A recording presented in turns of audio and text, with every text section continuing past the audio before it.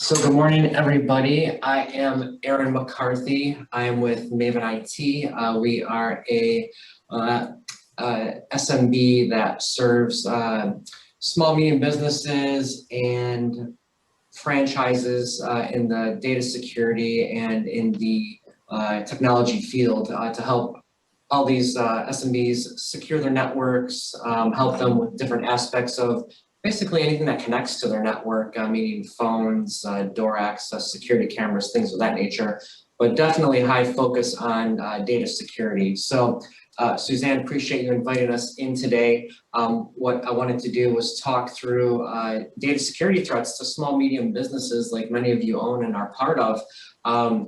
Because it's a really big thing going on, of course, and it has been forever, but it's continually evolving. So, you know, the way we mitigate those risks continually changes. And I think it's a great piece of information on what do you need to do as a SMB in order to thwart those security threats. You know, what do you need to do to make sure that nobody gains access to your data, that type of thing. So with that, we'll go through, and I see people coming in, so I'm just going to admit as their request.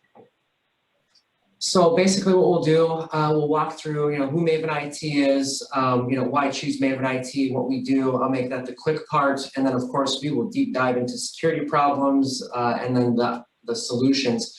I just want to let you know, I'm not going to get deep into tech speak. Definitely we can leave that for another conversation. I'll keep it very high level, very friendly. And, of course, make note of your questions for at the end. We'll go through and address those for sure. So, but very, very non-tech, high-level talk is what we'll go through. So who are we? Like I said, we're a managed technology security solutions provider, basically managing anything that connects to your network. We are nationwide. We are based in Warren with our headquarters, Warren, Michigan. And then we also have a sales office over in Plymouth, downtown Plymouth on Main Street. So the company is owned by myself. I'm the original founder, and then my business partner, Charlie Aldis.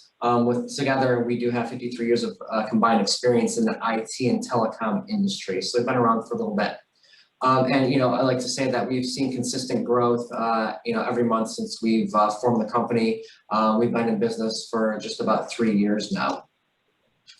So why would you choose Maven IT? Really, it's for the expertise, the convenience, and the savings. Best time to engage us, what we see is when you're opening a new location, you're moving to a new office space, you do not have an IT provider, maybe your IT provider isn't performing as well, or you want a gut check, or you have a bigger company and you want to augment your staff and have somebody else do your first level support. Those are a handful of the reasons. There's obviously others, but you basically need a trusted partner to help you with your technology. And we can fulfill that need. So what do we do? Just from a high level, we're managed services. We manage the firewall, Wi-Fi network that your computers live on and work through every day, manage the email, things of that nature. We can help take care of all that. Of course, we can help you with your workstations, your internet connectivity, and backing up everything. As I mentioned, we've spent some time, Charlie and I, in the telecom space. So we understand the telecom piece of it, so we can put phones on your desks, port over your numbers, help you with faxing, voicemail, the email, all of those great features. And then lastly, we're very heavy in security. So as we said, Firewall, VPN, which we'll talk more in depth today, antivirus, anti-malware, security cameras, password management, anything that falls under the security aspect, we can definitely help out, make sure you have the right solution crafted. So let's get into it. We're talking about data security today, and we know there's a ton of facts out there as far as, what do we need to watch for, but just a handful that we'll speak to briefly.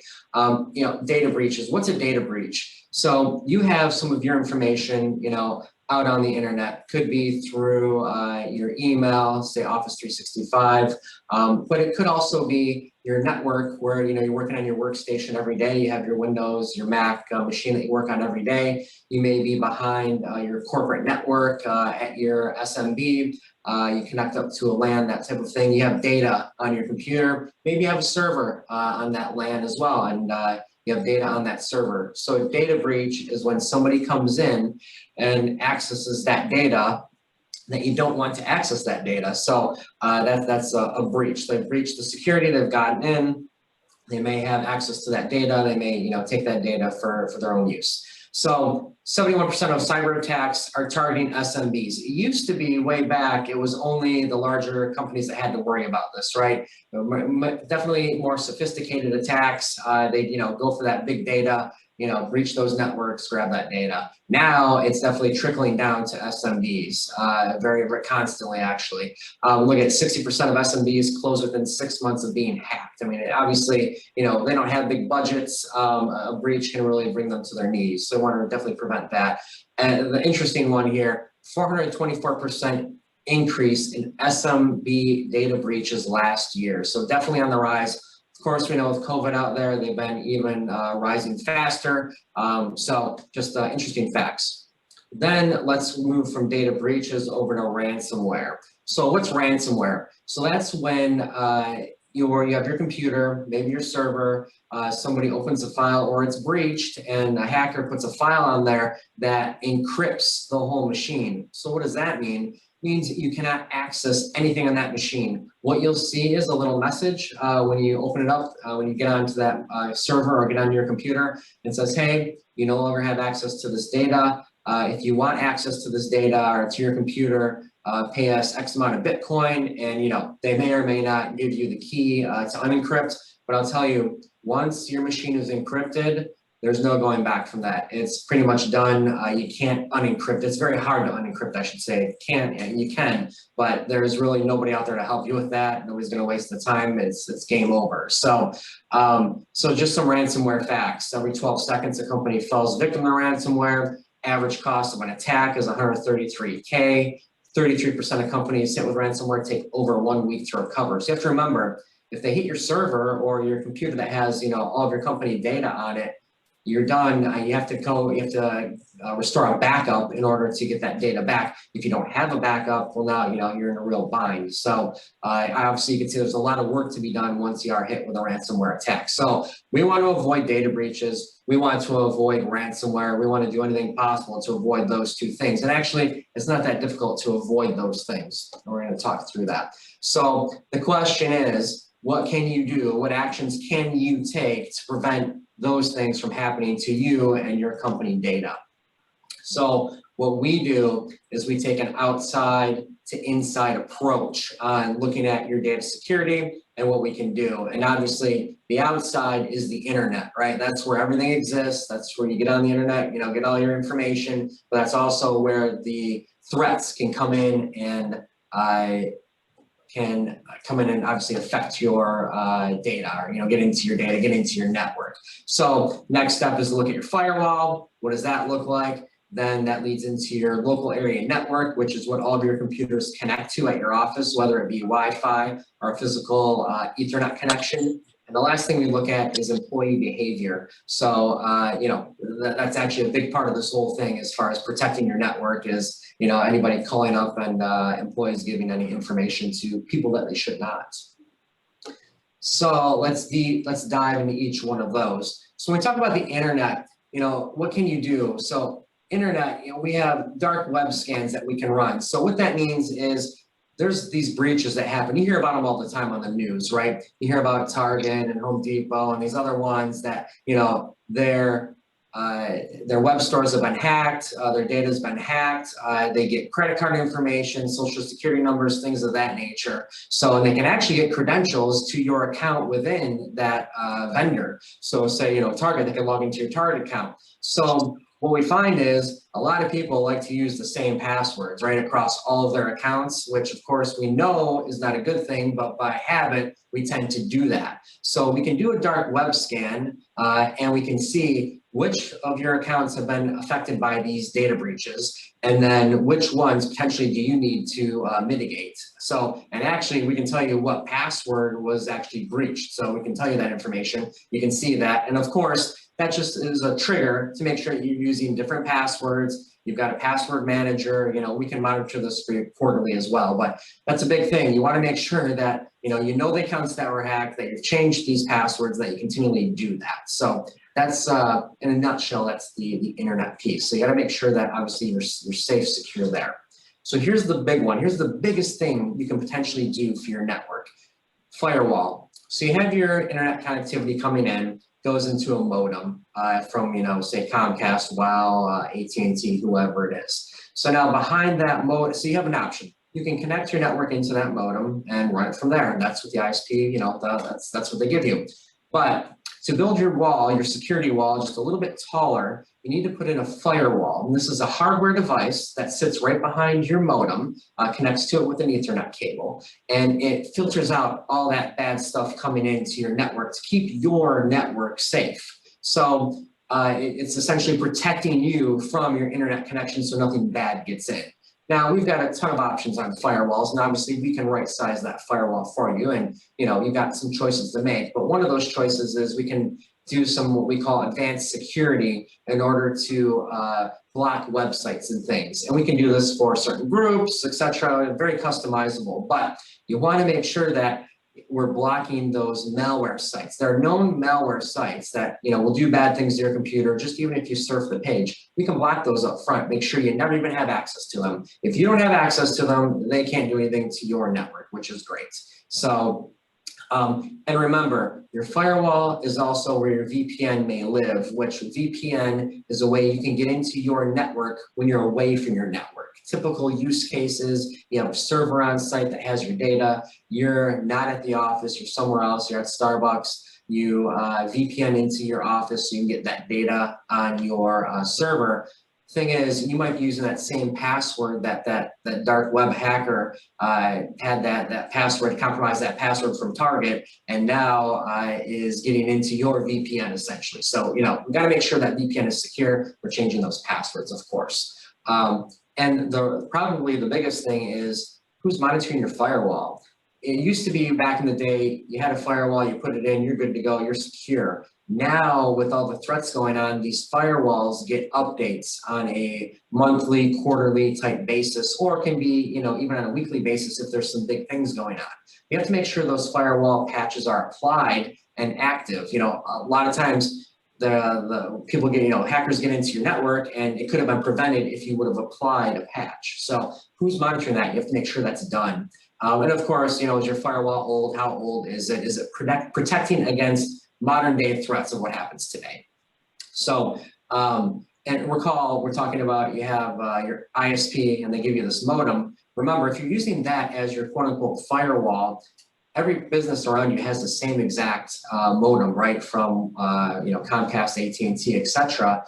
Very easy for them to hack. So if you put that firewall in that third-party firewall, you're essentially building your security wall taller, which is great. So it's going to help protect you in that manner as well. So bottom line from this one is firewall, have to have it, build your security wall taller. Somebody has to apply these updates to the firewall to keep it safe. So next, as we kind of move down, we've talked about internet, we've talked about firewall. Now we're getting down to what we call the LAN, or the local area network. And when we demystify that, LAN is essentially your computer on your network. You go into your office, your computer on your network connects to your Wi-Fi, connects to an Ethernet cable, and allows you to get onto the internet. So that's your LAN. All your devices in your office connect to this LAN. So we have to keep that LAN safe as well. Now, when we talk about your Windows computers, your Mac computers, that are connecting, it's kind of like the firewall in that you have to apply the updates that they have put out, that Microsoft and Apple has put out there for your devices. The trick is making sure they're applied, because they'll keep, pushing them out. You've got to make sure they're applied. So in our case, we have a dashboard where we can monitor all of your endpoints, make sure those updates are applied. Biggest thing is, they'll apply the updates as they see fit. You'll say you're going to a meeting, you shut down your computer, it says, hey, I got to apply 15 updates, right? So it's interrupting your workflow. What we can do is make sure that those updates are applied every Thursday at 10 p.m. so it doesn't interrupt your workflow. But the big thing is that those updates are applied, they're applied consistently. Because like I was saying before, a ton of threats, 90% of threats to your network can be prevented if you're applying those updates. So, and really, consistency wins the war here. It's the one time you don't apply the update that you'll have the issue, right? So you have to continually apply those updates. You have to patch always. The other thing is you want to make sure you're running antivirus, and now there's another thing out there called endpoint detection and response, which is essentially antivirus 2.0. It's a whole nother conversation, but you have to have that antivirus that has to make sure it's updating and that it's scanning and that it's taken care of, so that's protecting you continually. Third point is you have to make sure you're backed up, because anything happens, your computer crashes, by chance you get encrypted, you click on a file, you encrypt yourself, you have to have a backup to refer back to. So backups are very, very important as well. Make sure you're backed up. Last part about your LAN is your email. You may have an on-site email server. Most likely everybody out there in the SMB space, if they have their own domain name, they're using Office 365 or Google Apps. There's a ton of switches to flip there, security-wise, to make sure that you are doing the right things, the right security preferences are applied, and you are protected. There's an option in Office 365 called Advanced Threat Protection. They don't turn it on by default. Does the average user know that? Probably not. We do though, and we'll turn that on for you. And the big thing is, if we can protect there, if we can block those emails from coming in, then users can't click on links that they don't see. So that's great. And of course, we can back up your email as well. So main thing here, you have to patch, and you have to patch consistently. That's the one takeaway you can get from this protecting your LAN. That's what's going to help you 100%. So lastly, we dive into employee behavior. So what does that mean? And you've got phishing and encryption out there, right? So phishing can be these phishing emails that come in, right? We've all seen them. The old one is, the prince from, name country and, has $1 million for you, right? We're all familiar with that one. But now they're getting more sophisticated. The phishing attacks are now looking like Facebook updates, or looking like an email from Microsoft or somebody that you trust. And if you know what to look for, you can definitely mitigate those, right? But I'm telling you, they're getting very, very good. So employees just need to be aware of these phishing scams, and they need to have somebody to go to say, hey, is this phishing? Is this not? That's where it comes into who's supporting you. Who do you have that you can rely on to, when you get this message, to say, is it legit or not? And I'll tell you, out of 5 days in the week, 3 days, we're absolutely seeing some of our customers email us and say, hey, listen, is this a legit type of email, or should I be clicking this? And really, we can make it really simple in that if you're not expecting an email from somebody, then you shouldn't click it. Even if it's somebody that you trust, that you do business with often, do not click it. If it seems kind of off, make sure you're calling that person to verify it. Like I said, if you're not expecting it, don't click it.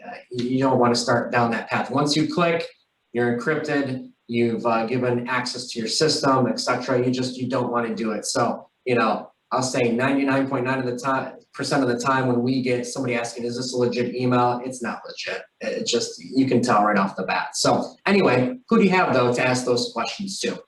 We're definitely, a trusted partner out there. We field these questions all the time, and it's included, with the service. So then this is the most popular question we get currently is, what do I do for remote workers, right? So usually, before we were in the office, right? We're behind our firewall, we're nice and safe, everything's great. Now, COVID, etc., and even before that, people are starting to spread out more, working from home, working from, like I said before, Starbucks, wherever, it doesn't matter, anywhere but the office, outside the office. So 2 scenarios. One is work from home. So now you're at home, you're behind your Comcast modem, your AT&T modem.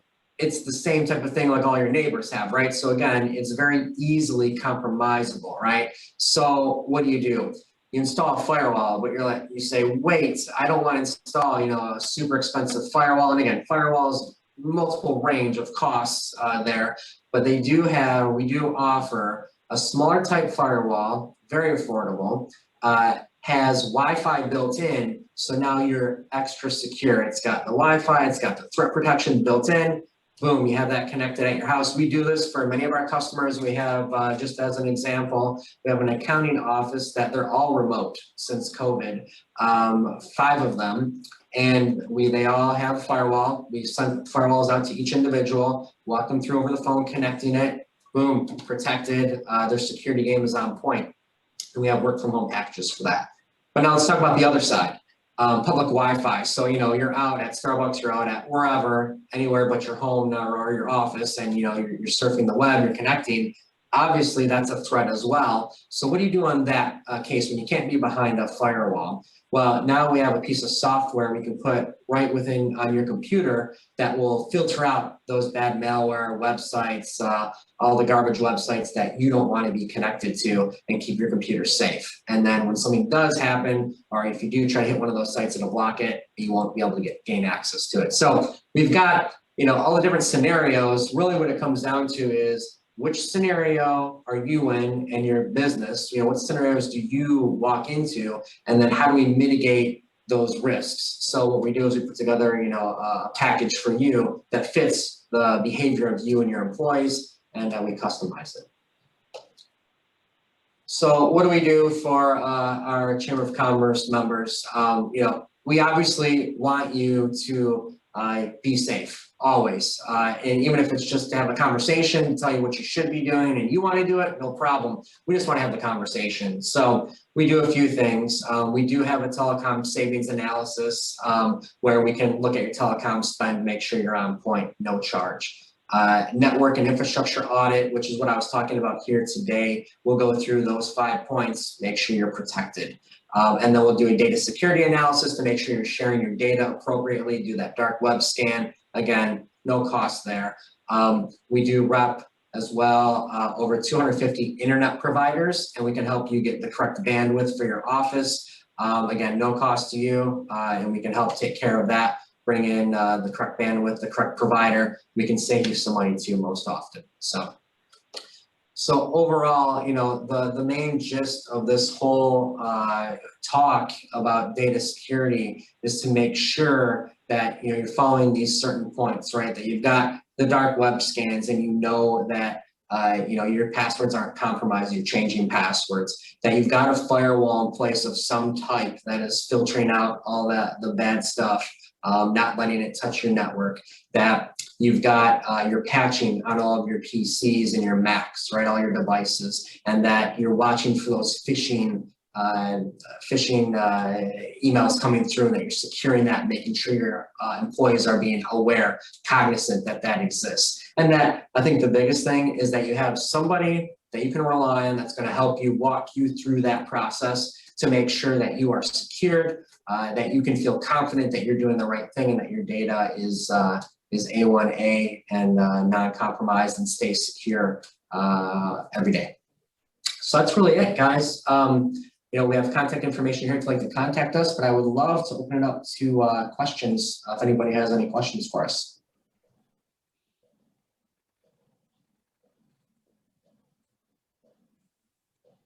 This is Barb Kraus. I have two questions, but one is about Zooming. How secure is that? I'm kind of cautious, especially when Zooming other countries. Yeah, no, good one.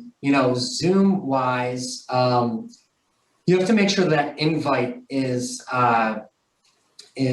legit, right? So, it's going to be most often somebody that you're working with, right? That you're expecting to get the Zoom invite with. I would be very hesitant if and I've received them too. I've seen these phishing emails that are Zoom invites. Sounds like it's a technology vendor that I might work with, but you don't want to click on it. You want to make sure that, you've talked to this person, that that is, what you're doing. But on the other side of it, as far as, Zoom had some issues up front with their meetings weren't secure. They've obviously jumped on that right away. They've secured those meetings so that, other people can't get in. They force you when you create a meeting to put on a password and that type of thing. So the actual Zoom meeting itself, I wouldn't have any hesitation to say, you shouldn't join Zoom meetings. Absolutely, you should. I'd say it's more in the meeting invites. And are they legit invites? Are you clicking that link? Is it really opening up that Zoom meeting? And again, you should be expecting that to come from your trusted source that you're working with. My question is, if we're Zooming with China, for example, there's so much insecurity there, and everybody's watching everybody else and what you say. What do you know about the security in other countries when you're on to a legitimate source? Right, that's a great question. Obviously, we know in China, they have different policies there, right? As far as, they watch over the shoulders of their users. There's only certain sites they can use. Exactly. It's what it comes down to is, and this might not be able to be answered, is, when you're using Zoom, I would assume there's no Zoom servers in China. I don't know that, but I'm assuming there's not because I don't think they would allow it. Is that Zoom server US based, or is it, international? And I'm sure Zoom has some information on their website about that somewhere, or if you talk to somebody there about that. But yeah, anytime you're going, beyond the borders, there are different, regulations and whatnot as far as, can they see that data? I know Zoom encrypts their communication, so you can't essentially it'd be a lot of work to break into it and take it over, you know what I mean? So that's a whole other thing, but I can't say specifically that, what can China do, what can other countries do, it just really depends on the regulations. But I would feel more comfortable using Zoom because I know it's an encrypted communication platform. So I feel better about it. And obviously, you just want to make sure you're working with people that you trust and, so you don't have to hopefully worry as much about that. But, it's another country and, it's up to what their regulations are. Thank you. Yeah, no problem. The other question was about Nord. What do you think about Nord as a VPN? Oh, NordVPN, I'm not as well versed in Nord overall, just because we don't use it. We have a VPN that we like to use through our firewalls, which is Cisco Meraki, which is Cisco Meraki is made for SMBs, but it uses the main Cisco enterprise technologies. So we definitely like to use those that we can control. We have absolute and total control over that VPN. Nord is more, it's third party, you're trying to, you're using VPN for a different use in that case. So you're using it to encrypt your communications and what you're doing. And again, depends on what your business is doing and what you're comfortable sharing and that kind of thing. Of course, a Nord VPN is encrypting your data. So if you're comfortable using it, and that's great, absolutely go ahead and use it. We'll definitely consult with you on that. But as far as, VPN access overall, we're going to use it more in the aspect of you gaining access to your data at your office. Thank you. No problem. Aaron, what about cell phone? A lot of us use our cell phones in public places. Mm-hmm. So how do you protect that? Is there a way to do that? Yeah, I'll tell you, the cell phone providers do a really good job on pushing those updates to your cell phone. Now, of course, you can push those updates off. We know that. But obviously, you need to install those updates to make sure that your operating system on your phone is as secure as possible. So definitely, I'm a big advocate of installing those updates. As far as, specific hacks happening to cell phones, I really haven't seen much on that front. It's kind of quiet out there. You really see the hacks happening more so on the PCs and Macs, the actual desktop operating systems. But then you see the hacks happening on the back-end cloud systems like, the Office 365 or, the big vendors being breached. So you really don't see a whole lot of action on the cell phones. I'm sure there is here and there, but I would say your biggest thing is to make sure that you've got those security updates applied when you see that notification come across. That's great. Thank you. You've made me rethink what the chamber is doing, so I will definitely be in touch to make that secure. Really appreciate that.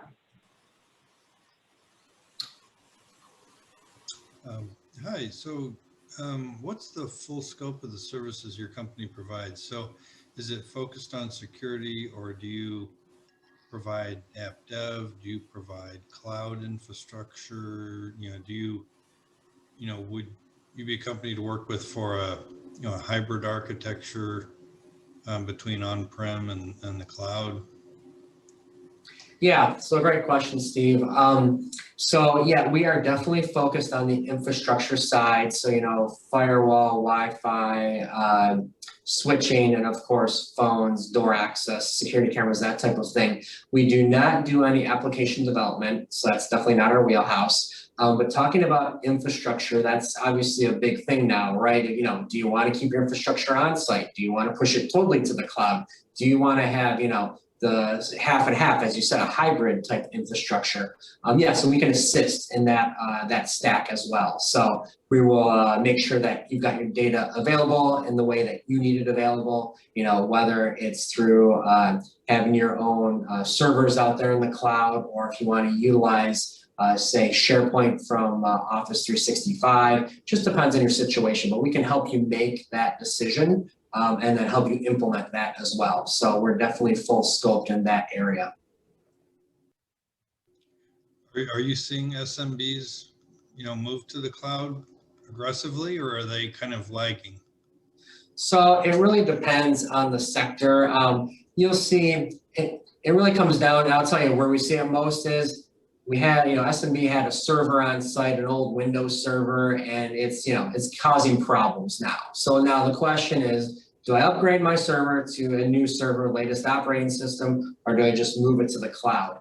And I'll tell you, it really depends on the comfort level. We've got some who prefer to, hey, you know what? We're comfortable with the server on site. We want to keep it all on site. Where others say, you know what? That's going to cost me more to do that. I really want to look at the cloud option and move it all out to the cloud. So we see that bifurcation there for sure. And it has to do with the owner and, you know, what they're comfortable with really as far as their data is concerned. That's what it really comes down to. So I would not say it's aggressive. I would say, you know, depends obviously on the business and what they're doing, but there's usually some type of catalyst there, right? And the catalyst is, you know, I've got this old aging architecture, I need to do something, or I have this new application I want to use, you know, and it's only cloud-based. And do I need, you know, it's a trigger, right, to look at my full infrastructure and what I want to do. So. Okay. Great questions. Thank you, Steve. Anybody else? Well, with that, I wanted to thank Suzanne and everybody at the West Bloomfield Chamber. It's been a great talk. Really appreciate it. We're absolutely here to field any questions you may have. Please feel free to reach out to us. We would love to talk to you.